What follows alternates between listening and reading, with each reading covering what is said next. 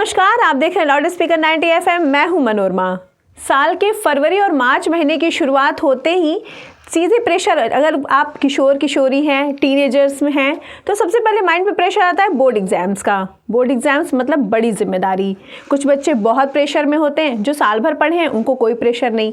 तो आज board exams पे, पढ़ाई की तैयारियों पे बात करने के लिए हमारे साथ स्टूडियो में है राहुल त्रिपाठी जी, जो केमिस्ट्री के एक टीचर भी हैं। आइए उनसे मिलते हैं और इस टॉपिक पे बात करते हैं। राहुल जी, आपका हमारे स्टूडियो में बहुत बहुत स्वागत है। धन्यवाद सर, हमारे दर्शकों को अपने बारे में पहले कुछ बताएं। सबसे पहले तो हम 90 FM लाउड स्पीकर की पूरी टीम को और आपके सभी दर्शकों को और बसंत पंचमी माँ सरस्वती के चरणों में नमन करते हुए बधाई देता हूँ। मैं राहुल त्रिपाठी महात्मा गांधी इंटर कॉलेज में केमिस्ट्री अध्यापक हूँ, टीचर हूँ। और 2011 में मैं इस प्रोफेशन में आया जी, टीचिंग प्रोफेशन में। केमिस्ट्री हमारा इंटरेस्टिंग सब्जेक्ट है। शुरू से मुझे लगाव विज्ञान वर्ग से था जी। और उसमें सबसे फेवरेट सब्जेक्ट हमारा केमिस्ट्री रहा। और मैं शुरू से चाहता था कि लोग मुझे राहुल त्रिपाठी के नाम से कम जाने, केमिस्ट्री बाई राहुल सर के नाम से ज़्यादा जाने। वाह वाह। ये मेरी इच्छा थी जी। और ईश्वर की कृपा भी रही, माँ सरस्वती का आशीर्वाद भी रहा कि मैं अपनी पहचान भी बनाया जी। राहुल जी, इस फील्ड में कैसे आना हुआ? पहले से माइंड सेट था कि हमें टीचिंग लाइन में ही जाना है, या आपने किसी टीचर से इंस्पायर्ड होकर लगा कि हमें भी होना चाहिए? तो इसके बारे में कुछ साझा करें। अचानक प्रकृति का आमंत्रण जी जी। और मेरी इच्छा तो थी सिविल लाइन में जाने की जी। लेकिन प्रकृति शायद चाहती थी कि मैं कुछ और अच्छा कार्य करूं, समाज के लिए करूं। कुछ अच्छा करवाने के लिए प्रकृति ने हमको यहाँ भेजा। उसी को मैं स्वीकार कर लिया और उसी में दिन प्रतिदिन अपने एक नई पहचान और कुछ समाज को नया देने का प्रयास जारी रहता है जी। अच्छा सर, बोर्ड एग्जाम शुरू होने वाले हैं, तो कितनी तैयारियां आपकी तरफ से हो चुकी हैं? देखिए, जहाँ तक है सिलेबस की बात अगर हम करें तो सिलेबस हम लोग कम्प्लीटली फिनिश कर चुके हैं। रिवीजन भी उसका हो चुका है जी। हमारे यहाँ जो बोर्ड प्रैक्टिकल्स थे वो एग्ज़ाम भी कंप्लीट हो चुके हैं। अब आपके एडमिट कार्ड डिस्ट्रीब्यूट होने स्टार्ट हो गए हैं। 19 तारीख से आपका बोर्ड एग्जामिनेशन स्टार्ट हो रहा है, 19 फरवरी से जी जी। उसमें जो विशेष करके जो हमारे विज्ञान वर्ग के छात्र हैं उनका तो 22 फरवरी से पेपर स्टार्ट हो रहे हैं। तो इस तरह से बच्चों के ऊपर स्वाभाविक सी बात है, प्रेशर तो रहेगा ही रहेगा, लेकिन हम लोगों की तरफ से कोई कसर नहीं छोड़ा गया है जी। सारे सब्जेक्ट पे हम लोगों ने, जो भी सब्जेक्ट एक्सपर्ट हैं उस पर ध्यान दिए हैं। विशेष करके केमिस्ट्री की बात करूं तो हम लोग कोर्स कंप्लीट करने के साथ साथ रिवीजन वर्क भी हम लोगों ने कर लिया है जी जी। अच्छा राहुल जी, कुछ बच्चे होते हैं जो साल भर तो क्लास से गायब होते हैं, जब एग्ज़ाम्स आने शुरू होते हैं तो फिर उनकी अटेंडेंस लगनी शुरू हो जाती है, कोई तैयारी होती नहीं है। तो ऐसे बच्चों के साथ फिर आप कैसे कोऑपरेट करते हैं, कैसे उनकी प्रिपरेशन कराते हैं? देखिए, अब तो जो बच्चे साल भर रेगुलर पढ़ाई करते हैं उन्हें तो कोई दिक्कत नहीं होती है, रेगुलर स्टडी करते हैं। हमारा अनुभव है कि दो तरह के स्टूडेंट होते हैं। एक स्टूडेंट होते हैं जो गॉड गिफ्टेड होते हैं, दूसरे जो होते हैं लेबोरियस होते हैं जी। तो जो गॉड गिफ्टेड स्टूडेंट होते हैं वो शॉर्ट टर्म भी स्टडी करते हैं तो भी अच्छा गेन कर लेते हैं। लेकिन जो लेबोरियस स्टूडेंट होते हैं या वीक जिनको हम कहें लेकिन लेबोरियस हैं, अच्छा स्कोर तो वही करते हैं जी। तो मेरा मानना है जो लड़के साल भर क्लास अटेंड नहीं किए, पढ़ाई नहीं किए, उनको एग्ज़ाम में फेस करने जाना है, उनके लिए हर टॉपिक में, जैसे हम केमिस्ट्री की बात करें अगर, तो 10 चैप्टर्स हमारे हैं जो बोर्ड एग्ज़ाम में आना है। उसमें कुछ चैप्टर हमारे डिसाइडेड होते हैं जो बोर्ड एग्ज़ाम में क्वेश्चन आते ही आते हैं जी। तो अगर वो बच्चे सब्जेक्ट के एक्सपर्ट से मिलें और उनसे राय लें तो उनके लिए काफ़ी बेनिफिशियल होगा जी जी। तो बच्चे कहीं ना कहीं आजकल तमाम स्टडी मटेरियल मार्केट्स में भी अवेलेबल है, डिफरेंट क्वेश्चन बैंक के रूप में जो है, तो उसका भी उपयोग करते हैं। लेकिन मेरा बच्चों को सुझाव है कि आप शॉर्ट टर्म स्टडी मटेरियल के बजाय एक्सपर्ट टीचर का सहयोग लें जी। चूँकि कहीं ना कहीं वो सब्जेक्ट टीचर जानता है कि कौन से चैप्टर फोकस कर दो तो आप अच्छा गेन कर सकते हो जी। और साइंस वर्ग में तो विशेष करके ऐसा होता है बिल्कुल जी। सर क्वेश्चन बैंक से तो एक बस पासिंग मार्क्स की गुंजाइश होती है, लेकिन अगर आप थॉरोली पढ़ते हैं साल भर बुक्स नोट्स के थ्रू तो उसके आंसर्स देख के समझ में आप लोग को आ जाते होंगे कि ये बच्चे ने साल भर की पढ़ाई का ये आंसर लिखा हुआ है। जी जी, जैसे मूल्यांकन जब स्टार्ट होता है, हम लोग मूल्यांकन जब करते हैं तो बच्चे का रिटर्न स्टेटस देख करके ही हम लोग आइडेंटिफाई कर लेते हैं कि लड़का डीप नॉलेज वाला है या शॉर्ट टर्म वाला है या कोई और सिस्टम अपनाया है। ये हम लोग इजी गोइंग आइडेंटिफाई कर लेते हैं। जी, विनोबा भावे जी का मानना था ये जो है कि अगर हम 100 टर्म्स उस किसी चीज़ को स्टडी करते हैं तो उसका 1/4 टर्म ही हम लोग जो है राइट कर पाते हैं। जी जी, तो बच्चे जो है जो ढंग से स्टडी करते हैं तो अच्छा गेन करते हैं। कुछ बच्चों की कॉपी ऐसी हो जाती है, एक बार मूल्यांकन की घटना आपको हम बताएं कि उसमें 2 पेपर होते थे केमिस्ट्री में जो है 35 मार्क्स के जो है। तो एक बच्चे की कॉपी में जांचता चला गया और लास्ट तक जाता चला गया जो है, तो 35 में 35 मार्क्स हो पाया, कहीं काटने की कोई गुंजाइश नहीं थी जो है जी। तो उस कॉपी को मैं पूरे क्लासरूम में जितने टीचर्स मूल्यांकन कर रहे थे सबको मैं दिखाया कि देखिए इतने बच्चे, ये बच्चा कितना अच्छा लिखा, कितनी बेहतर राइटिंग इसकी, इतना किया जो है। तो अच्छे भी हैं, तमाम ऐसे बच्चे होते हैं जो पासिंग मार्क भी गेन नहीं कर पाते हैं। कष्ट तो तब होता है कि जब बच्चा रोल नंबर लिख करके और क्वेश्चन लिख करके छोड़ देता है। जी जी। तो फिलहाल मेरा ही मानना है कि क्वेश्चन जो भी आपको आते हैं वो क्वेश्चन जरूर अटेम्प्ट करें, सादी कॉपी न छोड़ें आप। अन्यथा अगर टीचर्स जो आप उम्मीद रखते हैं कि मदद आपकी करे, बच्चों के में प्राय ही रहता है, तमाम बच्चे नीचे कमेंट लिखते हैं कि सर प्लीज़ मेरे साथ ये घटना है, मैं नहीं पढ़ पाया, या मेरे साथ ये होने वाला है, जी जी, इस नाते नहीं हो पाया, हमारी सहयोग करिए। तो टीचर्स अगर ब्लैंक कॉपी है तो जान के भी सहयोग नहीं कर सकते। जी। इसलिए कॉपी में जरूर आप जो भी क्वेश्चंस आपको आते हैं उसको पार्टिसिपेट जरूर करें, आप ब्लैंक कॉपी नहीं छोड़ें। जी जी। अच्छा राहुल जी, जैसे आपने कहा कि स्टूडेंट्स 2 तरह के होते हैं, एक जो लेबोरियस होते हैं और एक जो जिनका माइंडसेट होता है शुरू से कि हमें पासिंग मार्क्स ही पाने हैं। लेकिन अक्सर देखने में आता है कि लेबोरियस बच्चे जो साल भर पढ़ाई किए होते हैं, जिनकी फुल प्रिपरेशन होती है, फिर भी जब बोर्ड एग्जाम्स में बैठते हैं, उनके सामने क्वेश्चन पेपर्स आते हैं तो वो बहुत होपलेस हो उस वक्त वो थोड़े से ब्लैंक हो जाते हैं कि शुरुआत कहाँ से करें, या आते हुए क्वेश्चंस उन्हें भूल जाते हैं। तो ये सिचुएशन उनके साथ ना आए, इसके लिए आप क्या उन्हें सजेस्ट करना चाहेंगे? देखिए, एग्ज़ाम का प्रेशर स्वाभाविक है जी, कोई कितना एक्सपर्ट हो, जब वो कोई शुरुआत करता है तो उसके एक प्रेशर तो रहता है। लेकिन जो लड़का साल भर रेगुलरली स्टडी किया है, जिसको सब्जेक्ट पे अच्छी पकड़ है, तैयारी है, उसको 2 मिनट के लिए हेजिटेशन ज़रूर होता है, लेकिन वो कार्य फिर कंटिन्यू कर लेता है जी। हमारे पेपर जो यूपी बोर्ड करके विशेष करके हैं वो 3 घंटे 15 मिनट के पेपर होते हैं। 15 मिनट केवल क्वेश्चन पेपर पढ़ने के लिए दिया जाता है जी। तो मेरा ये सुझाव है बच्चों के लिए कि वो जो 15 मिनट्स पेपर पढ़ने के लिए दिए गए हैं, पहले पेपर को आप ढंग से पढ़ें जी। दूसरा, उसमें आप सेलेक्ट करें कि कौन सी क्वेश्चन आपको बहुत अच्छे तरीके से आ रहे हैं, पहले उस क्वेश्चन को आप पार्टिसिपेट करें जी। उससे क्या होगा, आपका कॉन्फिडेंस जो लूज हो रहा था वो इम्प्रूव कर जाएगा जी जी। उसके बाद तब उससे टफ क्वेश्चन को आप टच करें, फिर उससे टफ के क्वेश्चन पे, फिर ऐसे क्वेश्चन को आप लास्ट में ले जाएं जो आपको बिल्कुल समझ में नहीं आ रहा। चूंकि अब हार्ड क्वेश्चन पे अगर फोकस कर देंगे तो जाहिर सी बात आप होपलेस तो हो ही जाएंगे, मैक्सिमम टाइम उसमें चला जाएगा जो जी। तो पहले हम जो इतने अच्छे क्वेश्चन जिनको आप ढंग से तैयार कर रखे हैं उनको आप अटेम्प्ट करें जी। धीरे धीरे जब आप नॉर्मल होंगे तो जो क्वेश्चन थोड़ा सा कम भी दिमाग में चढ़ रहे हैं तो वो भी आपके माइंड में मेकअप कर जाएंगे, और हार्ड क्वेश्चन को आप लास्ट में ले जाएं जी जी, तो ज़्यादा बेहतर होगा जी। अच्छा राहुल जी, जैसे कुछ बच्चे जो गरीब हैं, जो ट्यूशन क्लासेस नहीं ले सकते, या जो जैसा आपने कहा कि क्वेश्चन बैंक्स नहीं ले सकते, तो वो किस तरह से तैयारी करें? देखिए, अगर हम बात करें गरीब परिवार के बच्चों के लिए, तब गवर्नमेंट ने बहुत स्कीम चला रखी है जी।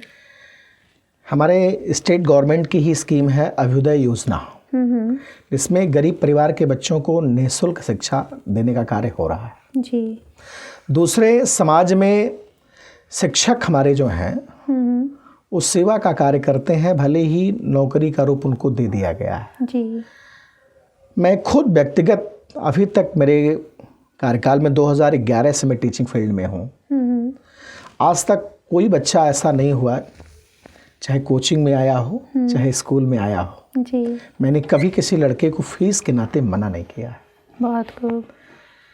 और हम आपको बता दें कि अगर कोई लड़का कहता है, हम लोग क्लास टीचर जब रहते हैं, और अगर बच्चा कहता है कि न सर हम फीस नहीं जमा कर पाएंगे, तो कहीं ना कहीं हम लोग उसको रिकमेंड करके प्रिंसिपल साहब के पास भेजते हैं, रिक्वेस्ट करते हैं कि बच्चा गरीब परिवार की इसकी मदद किया जाए, तो वो भी करते हैं। जी जी।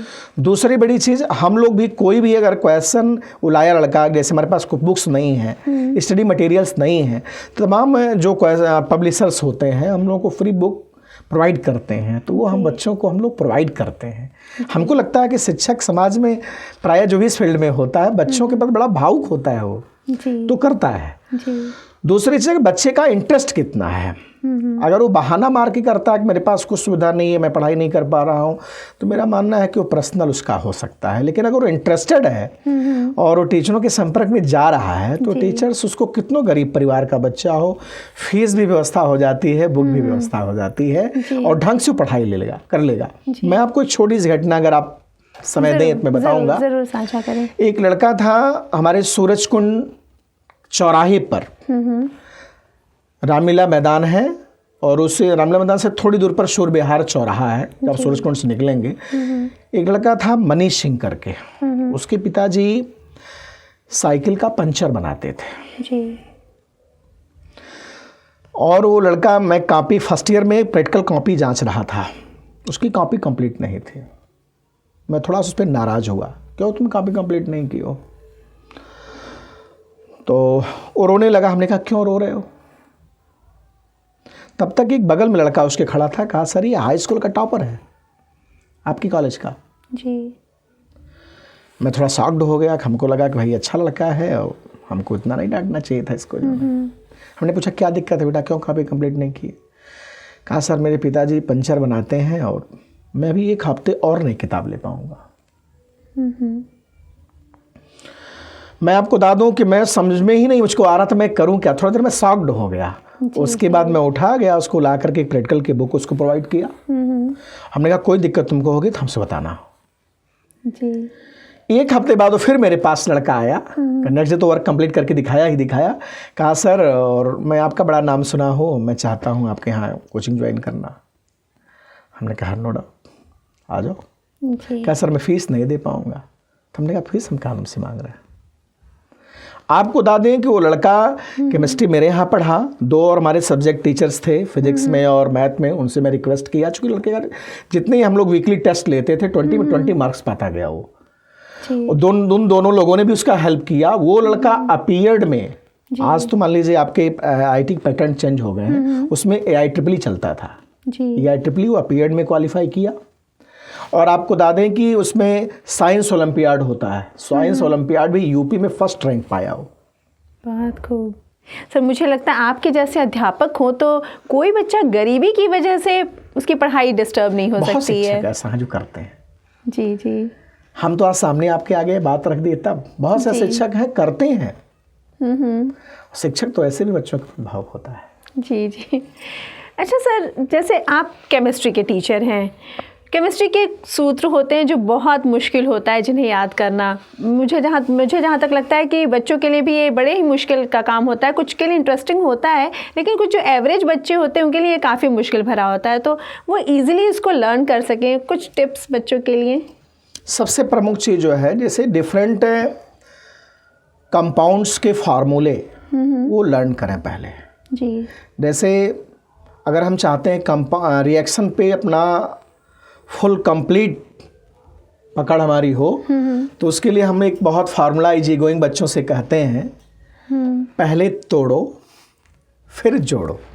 जी। मैं अक्सर क्लास में बोलता रहता हूँ जब मैं ऑर्गेनिक केमिस्ट्री पढ़ाता हूँ।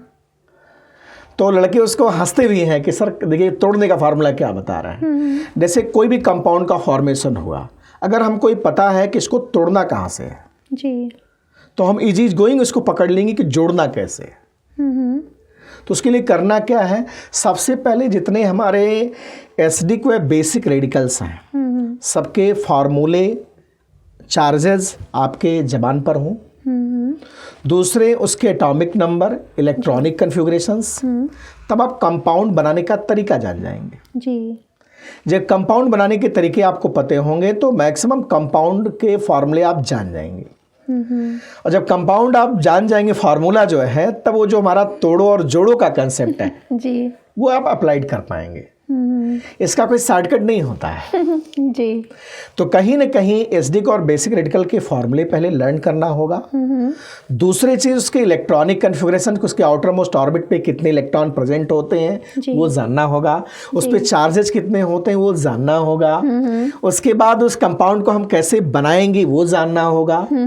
उसके बाद तो फिर कहीं ना कहीं दो कंपाउंड हमने उसको मैच किया जी, एक का पॉजिटिव आयन और दूसरे का नेगेटिव आयन, फिर फर्स्ट का नेगेटिव आयन और सेकंड का पॉजिटिव आयन कंबाइन करके और ये प्रोडक्ट देगा, तब हम कहीं ना कहीं क्लियर कर पाएंगे। मेरा मानना है बच्चों को फॉर्मूला लर्न करना चाहिए। दूसरा चीज जो है रिटन प्रैक्टिस करना चाहिए रिएक्शंस का। जी, जैसे ये आप करके जाएंगे, रट्टा मार के जाएंगे तो ये 100% है। जब आपका बीपी हाई होगा, प्रेशर बढ़ेगा एग्जाम का, तो आप भूल जाएंगे जी। तो वहाँ पे करना हमको ये होगा कि रिटन प्रैक्टिस हम करें। जैसे हमने दो रिएक्शन याद किया तो उसको फिर लिख डालें उसको, फिर हम उसको टैली करें कहाँ से चूक हुई, फिर उसको रिवाइज करें। तो हमारा मानना है कि बहुत इजी गोइंग पकड़ बन जाएगी ये। मतलब ट्रिक्स तभी काम करेंगे जब आपने बेसिक तौर पे आप स्ट्रांग होंगे, बेस आपने अगर अपना अच्छा किया हुआ है तो। जी, ऑर्गेनिक केमिस्ट्री वैसे भी थोड़ा सा टफ माना जाता है, जी जी, तो बेसिक क्लियर होगा तभी। अच्छा राहुल जी, बोर्ड एग्जाम्स नाम से ही बच्चे थोड़े प्रेशर में आ जाते हैं कि बोर्ड एग्जाम शुरू होने वाले हैं, तो ये प्रेशर उनके ऊपर हावी ना हो, इसके लिए उनकी पढ़ाई का टाइम टेबल कैसा होना चाहिए कि प्रेशर में भी ना आए और पूरी तरह से तैयारी भी उनकी कंप्लीट हो? देखिए, जो बच्चे रेगुलर स्टडी करते हैं उनके लिए तो बहुत आसान होता है जी, लेकिन जो बच्चे नहीं रेगुलरी करते हैं उनके लिए थोड़ा प्रेशर रहता है। करना क्या है उनको, जैसे मान लीजिए कि आपका टाइम टेबल में आज हिंदी का पेपर है, जी, तो आप 24 आवर या 2 दिन पहले ही आप हिंदी पे फोकस करना स्टार्ट कर दें। हिंदी का पेपर देने जाएं, पेपर देकर के आवें, तो फिर उस पेपर को घर पे आकर अक्सर गार्जियन करते क्या है, उस बच्चे का पेपर लेकर के उसका आंसर टैली करने लगते हैं। जी, हाँ, कितना क्वेश्चन अटेम्प्ट किया, कितना किया, इतना छोड़ दिया, ये गलत कर दिया, तो उससे बच्चा और प्रेशर में आ जाता है और अगला पेपर खराब होने लगता है। जी, तो गार्जियन को भी मेरा सुझाव है और बच्चों को भी कि जब एग्जाम देकर के आप आए तो उस पेपर को तुरंत ऐसे स्थान पे फेंक दें जी, जहां फिर 15 दिन जब तक एग्जामिनेशन आवर चल रहा है उसको टच नहीं करना है। गार्जियन को भी सुझाव है कि आप उस पर अनावश्यक प्रेशर नहीं बनाएं, बल्कि अगले सब्जेक्ट पे फोकस कराएं। जी, जी, इसके अलावा कम से कम मेरा मानना है कि बच्चों को इस एग्जामिनेशन दौरान में अपने जितने भी इलेक्ट्रॉनिक डिवाइस हैं इनसे दूर रहने की मेरी गुजारिश है। जी, कारण क्या है कि टाइम वेस्ट करता है ये। अब बात है कि हम रिलैक्स कैसे फील करें। रिलैक्स के लिए मेरा मानना है कि बच्चे को एकांत ज़रूरी है। दूसरी चीज़, मान लीजिए कि आप 4 घंटे 5 घंटे पढ़ाई किए, आपको तनाव फील हो रहा है, आप हल्की ब्लैक चाय, काली चाय, दूध वाली चाय हम रोकेंगे क्योंकि उससे गैस बनता है। जी, जी, भोजन कम लें, भोजन कम से कम लें जिससे स्वस्थ रहे, लेकिन एकदम छोड़े भी मत, जी, चूँकि उससे भी दिक्कत होगी। काली चाय आप लें, चूँकि हम लोग अक्सर कहते भी हैं केमिस्ट्री में कि इट इज़ ब्रेन टॉनिक। जी, जी, तो मिनिमम अमाउंट में अगर हम लेते हैं तो ब्रेन टॉनिक है ये, जी, जी, लेकिन ज़्यादा लेंगे तो फिर दिक्कत भी होगी, जी, तो उसको लें। दूसरे थोड़ा सा छत पे अपने घर के बालकनी पे 10 मिनट खड़ा होकर के रिलैक्स हो लिए, फिर अपने बुक की तरफ हम डाइवर्ट हो। जी, जी, मतलब ओवरऑल की बच्चों की पढ़ाई के साथ साथ पेरेंट्स का भी ये एग्जाम होता है, उनका कोऑपरेशन कितना बहुत है? आवश्यक है जी, बहुत आवश्यक है। अनावश्यक प्रेशर नहीं, काम का कोई प्रेशर नहीं, घर का कोई दबाव नहीं, कहीं ना कहीं उसको फेवरेबल कंडीशन प्रोवाइड करना। घर में आप तनावपूर्ण माहौल न बनाएं। जैसे तमाम बच्चों की शिकायत आती है, सर मेरे पापा तो ड्रिंकर हैं, ड्रिंक करके आ जाते हैं, बवाल करते हैं, या मेरे घर में दर्जन भर परिवार हैं, हमारे पास 2 ही रूम है, कैसे हम पढ़ाई करें। तो विशेष करके इस दौरान बोर्ड एग्जामिनेशन के दौरान घर में अगर कोई फंक्शन है तो वो भी एक समस्या के रूप में आ जाता है बच्चे के लिए। तो गार्जियन को कहीं ना कहीं उस बच्चे को उससे अलग करना होगा। फुल सपोर्ट करना होगा और उसको कोई प्रेशर नहीं देना होगा, घर की किसी जिम्मेदारी से उसे मुक्त करना होगा, जी तभी वो बेहतर कर पाएगा। जी जी तो एग्जाम बच्चे के साथ साथ गार्जियन की भी परीक्षा है ये। बिल्कुल। इसलिए हम लोग कहते हैं कि जब कोई बेटा सफल होता है, कोई बेटी सफल होती है, तो उसमें सबसे बड़ा त्याग कहीं ना कहीं उनके पेरेंट्स का होता है। ज़रूर। अच्छा राहुल जी, जैसे आजकल एक फॉर्मेट देखने में आ रहा है कि बच्चों को फेल नहीं करना है, मैक्सिमम बच्चों को पास करना है। बिल्कुल, अब जिन्होंने कुछ लिखा ही नहीं उनकी गिनती मैं नहीं कर रही हूँ उसमें, वरना रेशो यही चल रहा है कि बच्चों को पास कर देना है। तो ऐसे में आपको नहीं लगता है कि बच्चों का वो जो बच्चे साल भर पढ़ाई करते हैं उनका पढ़ाई से मन हटेगा, उन्हें लगेगा हम तो पूरी तैयारी करके भी पास हो रहे हैं और जो साल भर नहीं पढ़ रहा है वो भी पास हो रहा है। तो इस फॉर्मेट को लेकर आपका क्या कहना है? फिलहाल जहाँ तक सबको पास करने का सवाल है कि गवर्नमेंट कहीं न कहीं मजबूर भी होती है इस स्कीम को लाने के लिए। जी। जैसे आप देखे होंगे हाई स्कूल या इंटर के जब रिजल्ट्स आते हैं तो तमाम बच्चे रिजल्ट से दुखित होकर के सुसाइड कर लेते हैं। जी, बहुत ज़्यादा केसेस देखने में आते हैं। केसेस आते थे। इस नाते भी गवर्नमेंट मजबूर हुआ इस कार्य को करने के लिए। जी। दूसरा मेरा जहाँ तक अगर इसके प्रभाव की बात करें तो कहीं न कहीं समाज में बच्चों में ये नेगेटिव छप जा रही है। जी। ऐसा नहीं होना चाहिए। एक लड़का जो साल भर मेहनत से पढ़ाई किया, एक लड़का जो साल भर मस्ती किया, अगर दोनों एक समान मार्किंग हो जा रही है, जनरल मार्किंग हो जा रही है, तो फिर कहीं न कहीं बच्चों में हीन भावना आ जाएगी कि हम क्यों पढ़ें। जी। जब वो भी बिना किए ही मेरे बराबर है तो ये कहीं न कहीं वो दूरगामी, मेरा ये मानना है कि किसी भी देश को अगर विकसित करना है, जी। किसी समाज को अगर विकसित करना है तो उसके शिक्षा के स्तर को बढ़ा दो। तो मेरा मानना है कि गवर्नमेंट को पुनः इस पर विचार करने की आवश्यकता है। जी। सर्वसुलभ शिक्षा होनी चाहिए, सहज शिक्षा होनी चाहिए, जी। निःशुल्क शिक्षा होनी चाहिए, लेकिन हमारा ये मानना है कि उसको इजी गोइंग डिग्री बांटने का माध्यम नहीं बनाना चाहिए। जी, गुणवत्ता में कमी नहीं आनी चाहिए। गुणवत्ता में कमी नहीं होनी चाहिए। जी। अगर हम जैसे अक्सर सरकारों का एक महत्वाकांक्षी योजना होती है कि हम अपने देश को, अपने राज्य को विकसित में ले आए। जी। तो विकसित हमारा समाज तभी होगा, देश तभी होगा जब हमारे देश की शिक्षा स्तर उच्च होगा। जितने भी विकसित राष्ट्र हैं अगर आप देखें जी, तो उनके यहाँ एजुकेशन पॉलिसी कहीं ना कहीं बेस्ट है। बिल्कुल। जी, तो होना चाहिए। जी जी, मैं आपकी बात से बिल्कुल सहमत हूँ राहुल जी। अच्छा, इसके साथ एक सवाल और था मेरा सर, जैसे आजकल ऑनलाइन क्लासेस का बहुत चलन है, बच्चे ऑनलाइन क्लासेस ज्वाइन भी कर रहे हैं, पढ़ भी रहे हैं, लेकिन आपको क्या लगता है ऑनलाइन क्लासेस ज़्यादा अच्छी हैं या बुक स्टडी ज़्यादा अच्छी? तैयारी बच्चे की किससे हो सकती है और पढ़ाई की गुणवत्ता किससे ज़्यादा अच्छी बढ़ती है? देखिए, जहाँ तक ऑनलाइन एजुकेशन या बुक की अगर हम बात करें, हम लोग कोविड-19 के पहले भी देखते थे और कोविड-19 के बाद भी देखते थे। ऑनलाइन एजुकेशन लोअर सेक्शन में, विशेष करके इंटरमीडिएट स्तर में जो बच्चों में इंटर किया वो कोविड-19 के बाद।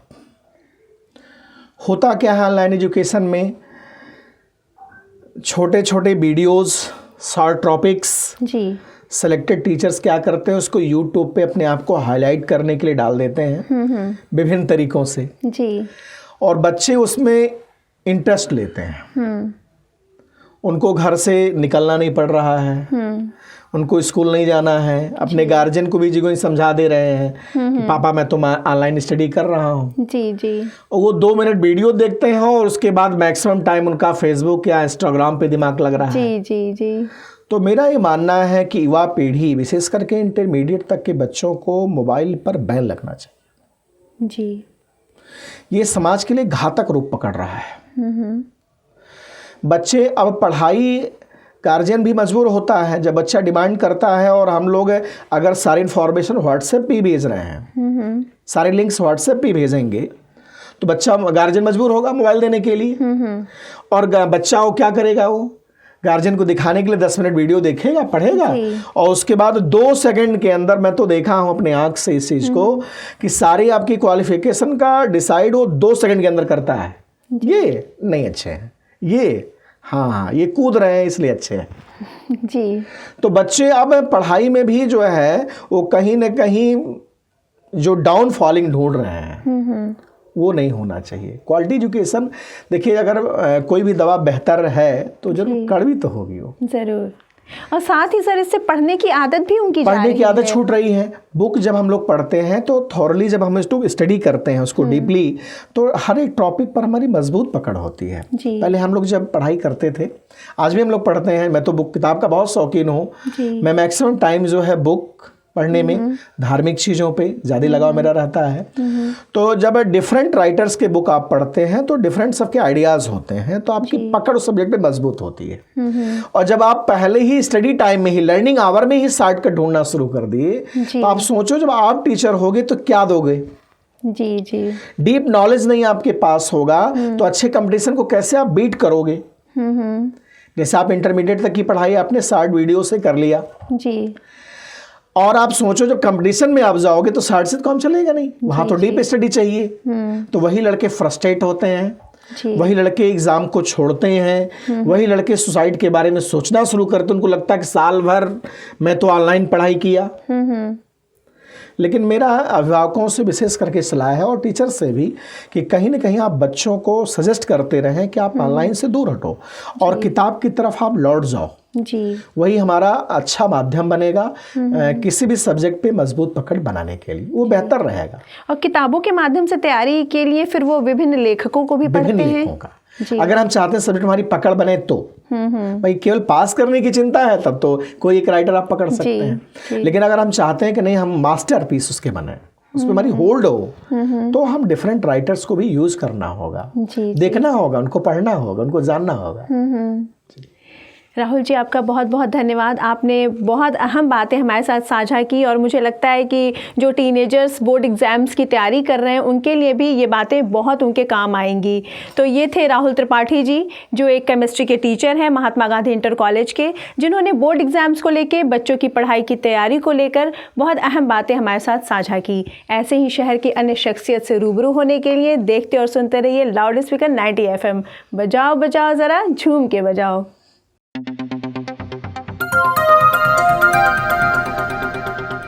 बजाओ जरा झूम के बजाओ, बजाओ बजाओ जरा झूम के बजाओ।